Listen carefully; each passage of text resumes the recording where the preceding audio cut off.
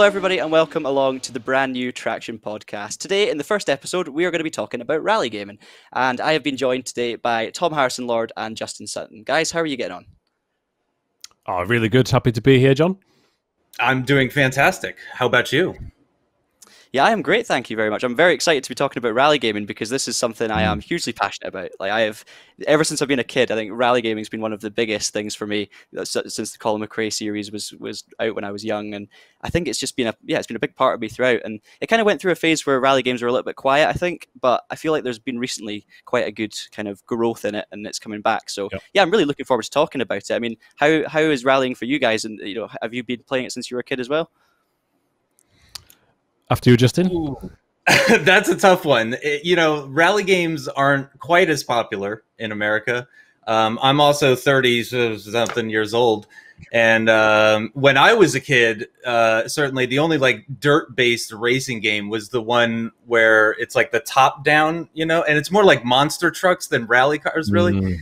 Oh, yeah. Rally in America, especially in the 90s when I was a kid, they didn't really go together all that much. I mean, I played Sega Rally, I guess. Yeah. But yeah, I think Gran Turismo was my first real foray into rally racing. And, I don't even know if you can count that one. Yeah, that's a good point. Is Gran Turismo a rally? I would say it's not a rally game, but it has some rally elements in it. Is that okay, Justin? Don't want to offend you right off the bat. I mean, it's got rally courses, but I mean, is it really a rally game? I don't know. I'm not so sure about that. I feel like that's been a thing with lots of games, though, isn't it? Because I mean, like even I was playing Toka Race Driver 3 recently, and there's rally aspects to it. And I think a lot of games over the days, companies over the years have tried to incorporate rallying into road racing games. But I think I don't think you can capture it in quite the same way if you're applying it to a game that's not designed for rallying. Because I think there's so many differences in terms of physics and stuff you've got to include. I mean, we're lucky being from the UK, Tom, because we obviously grew up with your PlayStation 1 and PlayStation 2, Colin McRae Rally, and the whole culture behind rallying. We had rallying on the TV all the time, the World Rally Championship. We had British drivers right near the top. So I feel like we were quite lucky in that sense that we got to grow up with that, and it did form a big part of my racing game childhood, to be honest. Yeah, the 90s and the early noughties and the 80s as well, rallying was massively popular in Europe. All the top drivers were from Europe. There are some obvious exceptions, but there's never been a World Championship winner from the United States of America. And I'm pretty sure the last WRC round that was in America was in the late 80s, the Olympus Rally. So a lot of that is the culture that we've grew up in comparison to you, Justin. But that's interesting because it's interesting to see what you think of rally and how you look at it from a different perspective there, I guess. We've had Rallycross before. I didn't go, but I know for a fact that Coda hosted some Rallycross.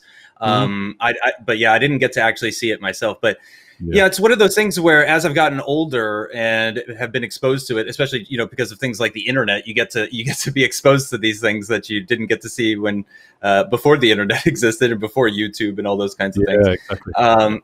It's something that I wish I was more into. Certainly, when I play Forza, for example, Forza Horizon, I much prefer the rally races over the street races. I have way more fun on the loose surfaces than I do on tarmac.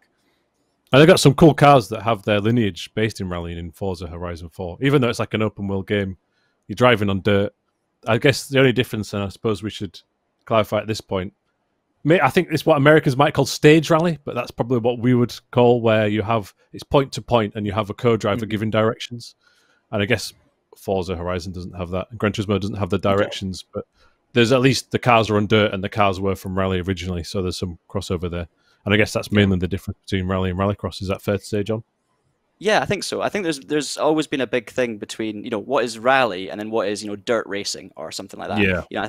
I feel like stage rallying to I think people from the EU mainly, we just think of rally as that. If someone says rally, you're thinking Colin McRae, you're thinking Sebastian Loeb shooting through the Alps or wherever they might be. You're not really thinking of that as the kind of the Baja stuff, as the land rush type racing that you get. I think games have done a lot in recent years to kind of incorporate that side of things into. I feel like a lot of the older rally games were more focused on what we would call like rallying with the stages and the co-driver. And then I think, you know, from maybe Colin McRae Dirt onwards, it probably, I think the world, or the European world of rallying was kind of opened up to that more outlandish style and I guess more action-packed style. I think that, you know, one of the big issues with rallying in general is, and we talked about this before, is a kind of lack of accessibility, really, because it's, you know, for people in the States, it's not that easy to get involved in or to watch. And I think that can kind of, I guess rallying, a big part about it is you and the car on the stage, right? It's about you know, being at one with the elements. It's not necessarily an entertainment for other people. It's about, it's a kind of beautiful thing in itself. And I feel like, you know, in recent times with games and everything, they've tried to kind of bring that more action-packed kind of entertainment side to rallying. And to be honest, I don't mind that. I think it's opened up quite a nice kind of crossover between two different things. Yeah, absolutely. I think also, go on, Justin. I was just going to say, I think a part of the reason that Americans don't like rallying as well is because there's no side-by-side stuff. You know, you're one at a time. Like, okay, it's been a few minutes, now the next person goes. That sort of stuff, I think, is a little bit alien to Americans. Yeah, I think also, well, one thing they did try in recent years was integrating the Rallycross with some rally drivers into the X Games. And actually, you know, John's mentioned Colin McRae many times. Well, one of the famous things he did post WRC career was an incredible race in America in the X Games where he rolled this Subaru and then still carried on immediately. As soon as he was in first gear before he landed on the wheels again, and that gave him some popularity or of sorts, or notoriety even in America. But yeah, also the majority of the rallies are over in Europe or Asia. The WRC, like I say, hasn't had around in America. So yeah, but the Dirt games did take some of that X game element, especially Dirt 2 and Dirt 3, and try and wrap that in to appeal to a wider audience, I think. Yeah. I mean, for me, with rallying, I think as a driver myself, you know, rallying as a sport is something that the enjoyment comes from the driving experience you get from it, right? So, like, when you think of rallying and wanting to try and drive a rally car up a stage, it's the fun of driving is the thing that's really exciting. It's not necessarily the competition. You know, when you're doing a rally event in real life, you're competing against everyone else, yes, and the times are something to keep an eye on, but you're running your own race at the same time, and wherever you end up in the stage or wherever you end up in the results, you then compare yourself to others and you can see where it's going.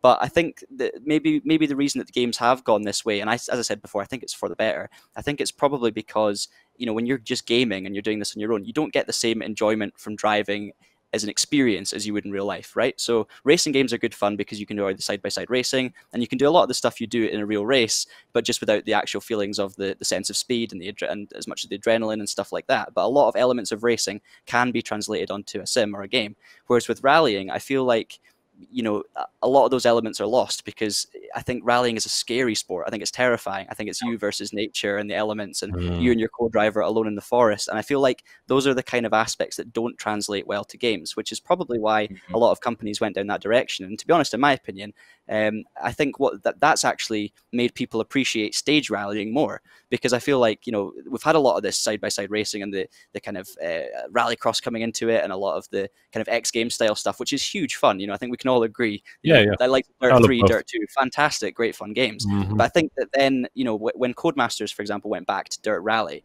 and went back to a raw rally experience, it suddenly made it feel that bit more special, because it was just something, there's just some magic about it. I can't quite explain it. But yeah, I do feel like, but also a lot more difficult. Oh, absolutely, absolutely. I mean, how many of us have got through a stage in the first attempt without, you know? My first stage in Dirt Rally, like first corner, actually just rolled off the stage, and I was like, "Well, this is how this is going to be going." Apparently, I think of it as like the Dark Souls of racing games. Yes, very difficult. But when 100%. You actually do succeed, it feels great. Yeah. Exactly right. So it's so rewarding, right? Because, you know, it's to me, for me personally as well, I've got, you know, a bit of a thing for the like Dirt Rally's original specifically, which is a game that I know Justin's played.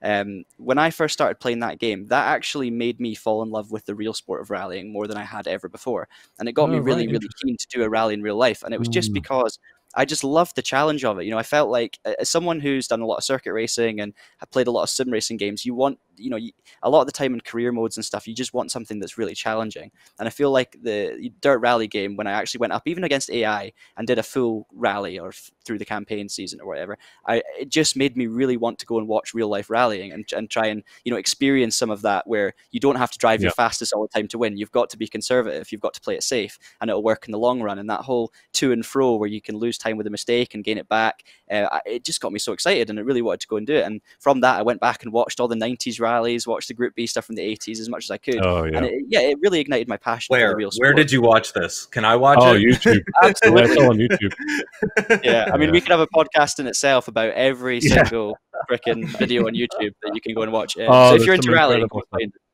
absolutely. Yeah, I'm sure we'll send you a lot of links after this. Yeah, absolutely. I mean, what I do want to talk about a wee bit is, what the current state of rally gaming, because I feel like, this has all been spawned by the release of Dirt 5, which is kind of one of the most recent big games to come out. And I think that for me, Dirt 5 highlighted the fact that this particular franchise has gone down two very separate routes, right? Because we've been talking about the rally stage rallying route, and we've been talking about the kind of, I guess, what would you call it, the X Games style freestyle rally stuff that you get. Okay, and I feel like what's happened is they brought all of the fun stuff and the energetic stuff into rally games.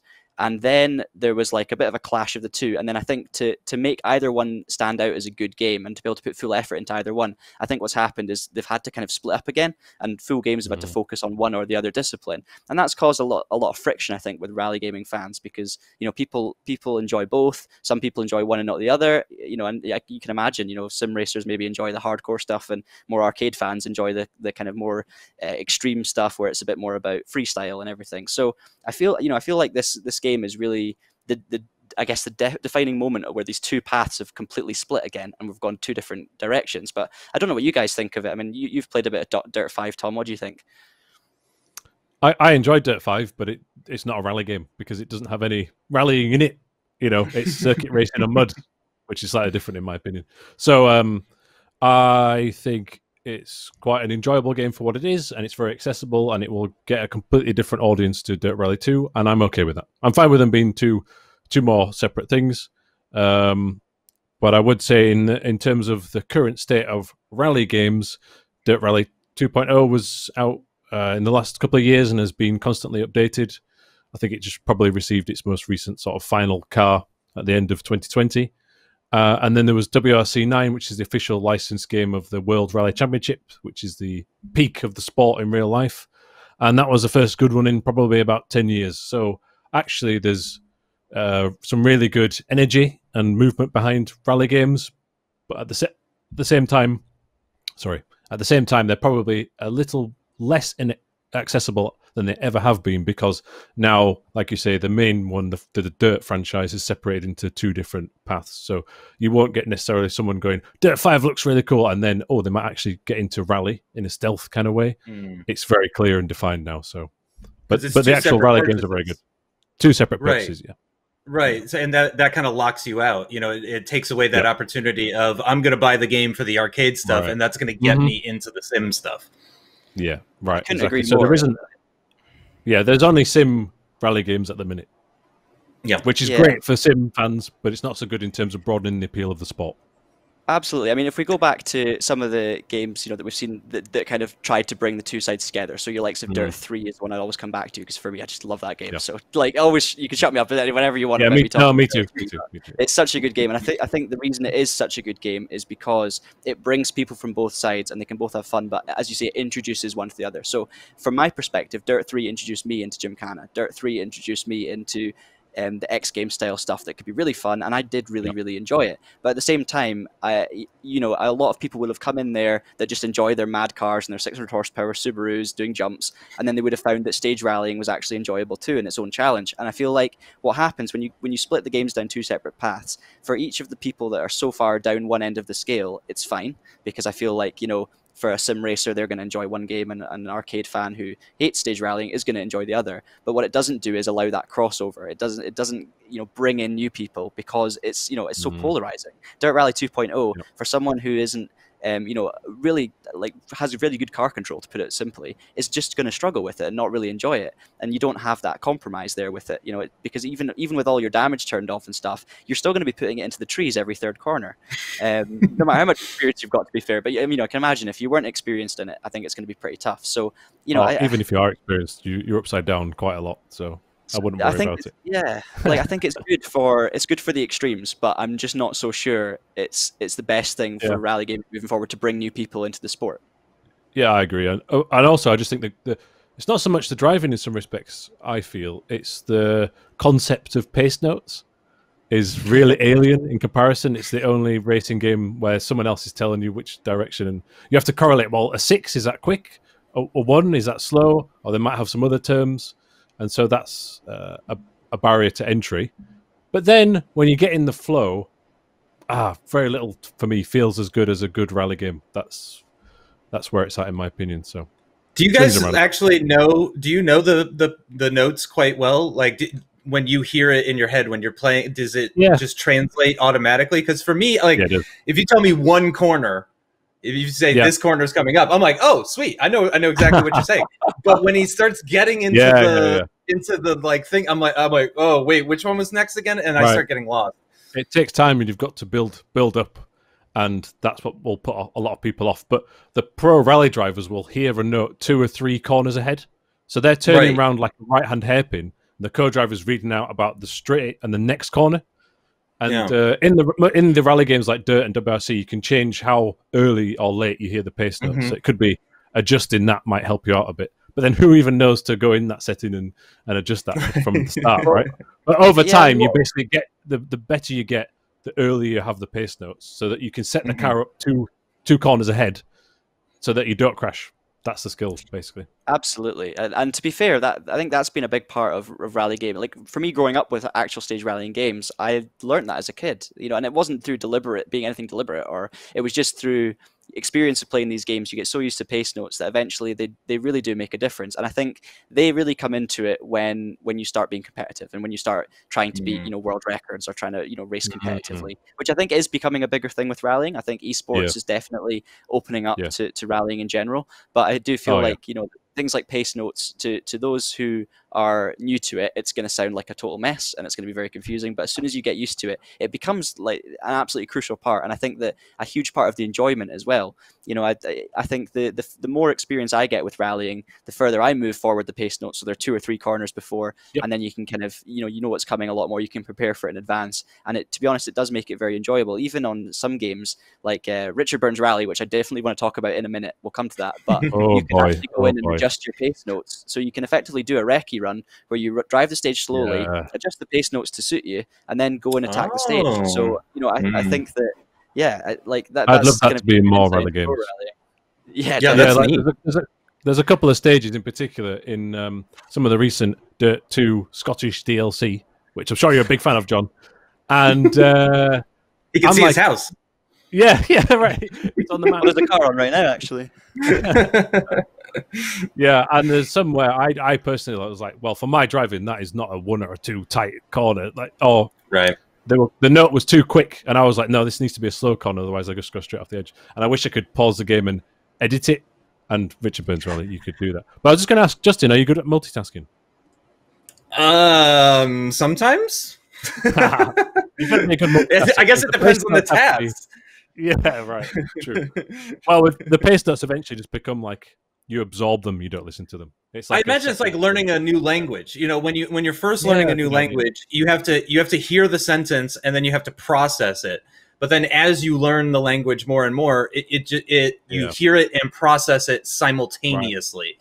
Right. And you're not thinking about it. It just becomes automatic. It does. Weirdly, I think the thing that I've played that translates the most to that, this is going to sound really weird, is Dance Dance Revolution. Because I used to play a lot of Dance Dance Revolution. But yeah, when you're staring at the screen, you're like, okay, I got to do this, and then I got to do this, and then I got to do this. But you're thinking about every step. And then eventually, once you play long enough, you can just see that stream of arrows going on, and your feet just kind of move correctly. Yeah. I assume it's the same way with the rally notes. Eventually, you hear it, and it just becomes like English. You know, you're just like, oh yeah, I know exactly what you're saying. It's exactly that. Dirt Rally 2.0 is basically Dance Dance Revolution dirt. You know, with a wheel. With a You're wheel. totally right though. It's muscle memory, a lot of it, and I think it's reaction. Yeah. So you know, I'm used to hearing, you know, if it's a 6 left or 6 right, it's probably flat out unless you're doing 200 miles an hour, which you're not going to be doing. Yeah, if it's a 1 or 2, it's a hairpin, and everything in between. You get used to it you get into the flow of a certain rally as well. So like maybe if you're racing on tarmac, a 4 right might be a really fast corner, whereas a 4 right on gravel might be a bit slower, and you kind of just naturally get used to what's going on, really. I think also the best thing about pace notes is they're a great excuse, right? Because you know, you get to that same corner that gets you every time, you flip your car over the cliff, and it's so easy to blame Phil Mills or blame Nicky Grist on the game for getting it wrong. Co-driver. They get a lot of stick in esports forums and stuff for causing crashes, and I'm with them on that. I totally agree, it's their fault. But no, actually, speaking of esports, obviously, you know, we've seen rallying making a move towards esports recently. We've had the likes of the Dirt World Series finals and everything coming up, and I think, you know, obviously it's totally different to circuit racing esports. It's maybe going to be a bit more tricky to watch for most people, but I think there's a lot of scope for it to be entertaining. I don't know about you guys, but I love the idea of sitting down and watching, you know, 6 of the best in the world fighting it out on a stage and just seeing the differences in how on edge the cars are going to be. I think that's really exciting. Depends on how it's done for me. I think there's a lot of potential there, and how it evolves will be really interesting to follow. I'd really like to tune into a broadcast that's like watching the actual rallies in real life, where one car sets off 2 minutes ahead of the other. So then you get all the times coming in, you know, one after each other, and you don't quite know who's going to be quickest. And you can look at the split times and be like, oh, they're up there and they're down there. So that's what it needs to go towards. I feel like at the minute, most of even like the WRC esports events, all the drivers sort of set off at the same time, which maybe that's a technological limitation to that. But in real life rally, it is one after each other, and maybe you can, and there's a slight overlap, so maybe they can improve and tweak on that for the future. You would almost need like an open world game, right, to pull that off. You would almost need like a Forza Horizon game where you have like cameras set up along the stage, and you have literally all the cars lined up, and you say, all right, your turn. That would be so good. That would be so good. That would be great. And I also think, though, in real life, as much as I love it, rail rallying has got some challenges in terms of, in the UK, I'm going a bit local here, but there's forestry commissions that charge more than ever to close down forest roads, so therefore it's more expensive to run a rally. Therefore, the insurance for the competitors is higher than ever. Then we've got things like, it's really not a sport that's adaptable at the minute for the electrification. You know, Formula E electric cars can do a circuit, but a rally car has to go flat out over this long stage. Then it has to drive to the next stage. Then it has to do another. They're driving for the full day, so there's big challenges. So with all these challenges coming on, esports rallying, if it's done well, can be more important than ever. I'm not going to say it's going to replace rallying, but I'm saying it's going to place in the market, and it should become more popular, I think.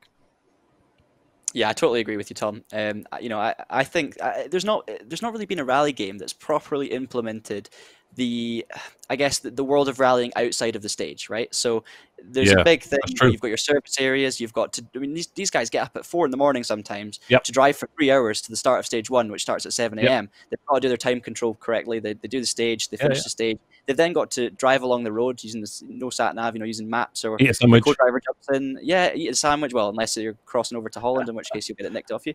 But that's not. But yeah, like there's no game that's really implemented that fully. I don't. Obviously, you wouldn't want to implement it fully because we don't all want to sit there driving for 2 hours down the main road. There could be some mechanic involved into like your timing of getting to the stage, okay, or the tiredness of the drivers, the fatigue. There's something that could be worked on there. Yeah, like a I don't have the idea right now. But.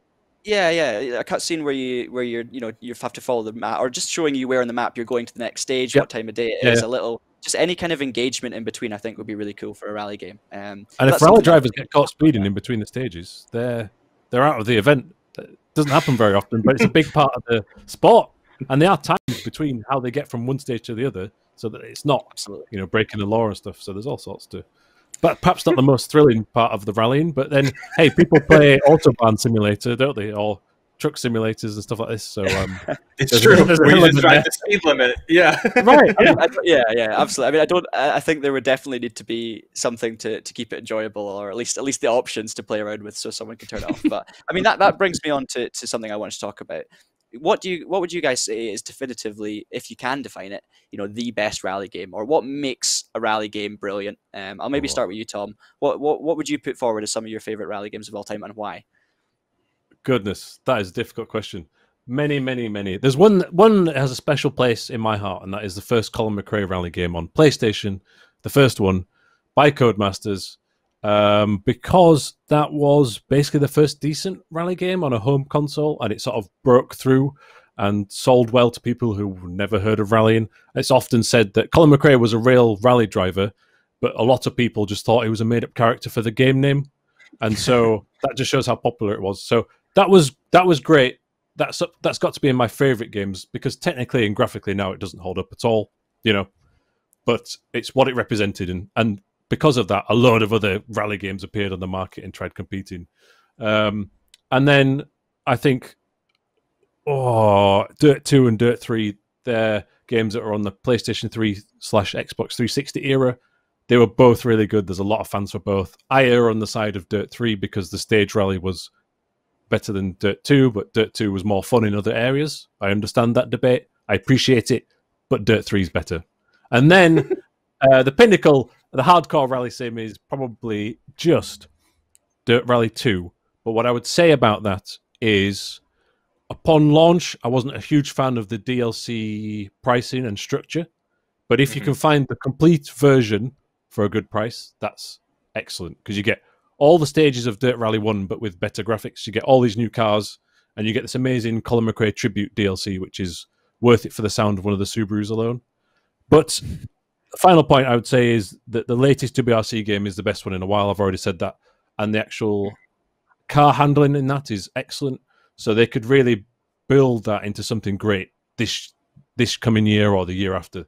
Flip side, Codemasters has got the WRC license from, is it 2022, 2023? So the current developer of the WRC game has just finally broken through with a great one, and actually it's already been taken away from them in some respects. So it's going to be interesting to see how that develops. Yeah. What's your thoughts, Justin? That's unfortunate. So my big experience with rally games is with the original Dirt Rally, is I would say the one that I've spent the most time with. Again, I have lots of loose surface racing experience with Forza Horizon 3 and Forza Horizon 4, but those aren't rally games. But I did really like it. And I do really like the physics of Horizon 3 and Horizon 4, just because it is ultra accessible. You can do it on a controller and have a great time. You can also, chuck on a wheel like I've done for the majority of my hours, which is hundreds between the two of them. Yeah, between 3 and 4, I've spent probably 400 or 500 hours. And almost all of that is loose surface racing, if I'm honest. Like, it's really forgiving and yet rewarding at the same time. I think they've really struck a nice balance over there. But I will say I did really, really like the career mode aspect, the in-depth nature of Dirt Rally, having to manage repairs and all of that kind of stuff. Yeah. I thought was really, really good. That's not something that I've experienced before. I haven't played any of the WRC games. I did hear bad things about the previous ones, though. Like when WRC, I think 8 came out. I was really excited pre-release. I was like, oh, maybe this will be the one that I buy. And then people told me, nope, probably don't want to do that. There was a rough patch there because I think on the PlayStation 2 era, Evolution Studios, WRC as a license was exclusive to PlayStation, but only in the PAL region. I don't think, apart from the first one, WRC 2, 3, 4, or Rally Evolved, the 5th, were available in America. I could be wrong there. Wouldn't surprise me. Fact checking me in the comments or on Twitter or something. At least on console. On Steam, it would be region free. So yeah, on Steam you would be able to get any game at all from any country ever. But yeah, on consoles, yeah. Well, that was a Sony exclusive, so it didn't come to PC even. Right. Oh yeah, good point. Then after that, Milestone, the Italian developer, had the WRC license. It was on every console in every region, and it was a bit ropey. And then when you mentioned WRC 8, I think that could have been the first one. Or was it 7? Around that time when it switched development houses again, and they had a very short period of time to get up to speed. So yeah, they were rough times. So they were only for hardcore WRC fans because the gameplay wasn't that great. But for me, it was like, oh, I get to play my favorite driver. But that you have the licensed content. Right. Yeah, you got the licensed content. Yeah. That's what I mean. I found that experience with WRC. I think I bought WRC 6 or 7. I can't. It shows you how much I'm scared about it. Someone has at some point because they're always on sale, right? Right. So I bought it because it was probably like £1 on Steam, and it was cool because I got to drive as Robert Kubica, you know, when he did his rallying experience, and I got to drive as a few of the real guys. And I don't that by that point I'd already been playing a lot of the Codemasters non-licensed games, so it was nice to see that. But the physics were so off-putting that after 2 or 3 stages of attempts, I think I never played the game again. And it was were you on it was wheel? just such a shame. I was on a wheel, and it should have been good, and it wasn't, and it was really disappointing because I was thinking to myself, you know, if you could just combine what we've got with Dirt Rally and Dirt Rally 2.0 with this licensing and with this idea of a career mode that developed, you know, you start off in WRC 3, you can join teams, move up to WRC 2. All that was so exciting to me that it was just such a shame that these two different games that both had such good parts in one area were kind of, I guess the other part really didn't complement it in that sense. And it'd be really good if the two of them could be together. I think that's what's such a good thing about, you know, the fact that WRC 9 has been such a hit. I think they've really got themselves together. They've sorted the physics out. And for me, you know, it's a funny one because it's finally beginning to, I guess, oppose Codemasters, the Dirt Rally series, as a top level rally sim. Yeah, and now credible threat. Right, we'll take that back. You know, we'll have the license. So, you know, I do think it'll be interesting to see what comes from those two in the near future. For me, though, in terms of talking about best rally games ever, obviously I need to give a big shout out to the Dirt Rally series, as we have done. You know, I think, as I said earlier, Dirt Rally is the thing that got me involved in real life rallying, or got me interested in it to the point where I was watching hours and hours and hours of content, and still do to this day. And I think I've got that game to thank for it. But the one game I need to talk about a lot, you know, here needs to get a massive mention because not enough people really know about it, and not enough people know how good it still is, and that's Richard Burns Rally. You know, this game was released in, I think, 2002 or 2003, and you play other games from that era and you think, oh, they're okay for their age and stuff, but they're nothing like games today. And I'm telling you right now, if you get the right setup with Richard Burns Rally and you get Richard Burns Rally Pro or one of these mods that the guys have done for them, it is still the best rally sim out there in terms of the physics, the amount of stages. And I'm telling you, like, as soon as I thought Dirt Rally 2.0 was it for me. I was like, this is great. We finally got a rally sim that feels like a sim in the same way that, you know, R Factor iRacing, Assetto Corsa feel like a sim on the road stuff. And I went and refound Richard Burns Rally, and I will bat all day for it. You know, come at me and I will fight you off, because that game is sensational. And the fact that you can still get, it's just the physics feel so real. The cars handle exactly like you'd expect. The old 80s cars feel heavy and powerful and just a bit leery, and the more modern cars feel so refined. And the F-Mod are now in charge of a lot of the sounds with it. They're developing sounds for the cars, so the sounds are basically like a 2020 game. And the problem with it is it's just not accessible, because you need to know about how to download it and get all these mods for it. And there's so much fiddling around with it, right? And it's a 2003 game, so it's not designed to have a modern user interface or anything. But as soon as you get on the stage and you're sitting on the start line, it's even VR compatible now. You sit there and you're ready to go, and oh wow, at the end of the stage you just sit there and go, this cannot be beaten. Have you done it in VR? Yes. Yeah. And I never did it because I was so scared. No, it was really good. So the problem again with that, Justin, is exactly the same as the rest of the game, is the accessibility, because running it in VR requires you to change all the settings and get everything going. And as soon as you take the headset off, the game crashes, because it's a 2003 game that's people have put some time into adapting things for, right? So if you were to have the accessibility of like Dirt Rally 2.0 with the raw physics gameplay content of a modded version of Richard Burns Rally from 2003, it would just be such a good game. It would be phenomenal. And I really urge for anyone listening that's a real rally game fan that might not, you know, might have just thought the fight was between WRC 9 and Dirt Rally, please go and look this up, you know, Richard Burns Rally Pro, and just find out about it, because I promise I'm not affiliated with it in any way. I know none of the guys that are involved in it, but I just absolutely love it. I think it's amazing.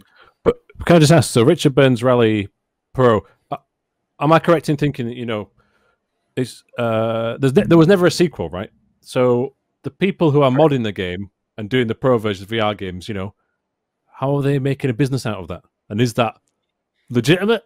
Or basically, what I think is, I agree that Richard Burns Rally is amazing, but it's amazing because the original physics were great. But then, unfortunately, there was never a sequel. Not enough people bought it originally, and it's the modding scene over the years that's sort of kept the community going. Right? Is that fair to say? Well, kind of, yeah. I mean, obviously, I don't know how much we can go into it in this podcast and the details. And I don't know the details that much, but I know that there is a group of people working on developing it, and it works on a donation basis. So you can get this for free. Anyone can download Rally Pro for free, and you can choose to donate. And trust me, if it was £50 to get it and you're paying a full game price, I would pay it twice. I actually got my VR headset in some ways for this game. It's that good. Wow. And I just think that, obviously, so they work on donations and they do what they can, but they're not. It's not been set up as a new game that's been launched. It doesn't have modern day technology driving it and the physics engine and everything. So there's only so much you can do with it. But I just feel like if someone was to remake that game, the potential of it is phenomenal. And the fact that it's, a game that's now 17 years old still stacks up better than most of its rivals. I just think it's honestly one of the greatest achievements in gaming that not many people know about. There's just not that many people on it. So it's well, I guess not people so much. It is a very niche product, and I guess because it's not like officially sanctioned or there was never a sequel, there's no marketing behind it, right? Yeah, exactly. Yeah. So although I understand that like Richard Burns Rally is such a phenomenal game, I'm also fully aware that it's not necessarily the most accessible for people because it's so difficult. And as you've probably found out yourself, Tom, if you've tried it. It's not easy at all.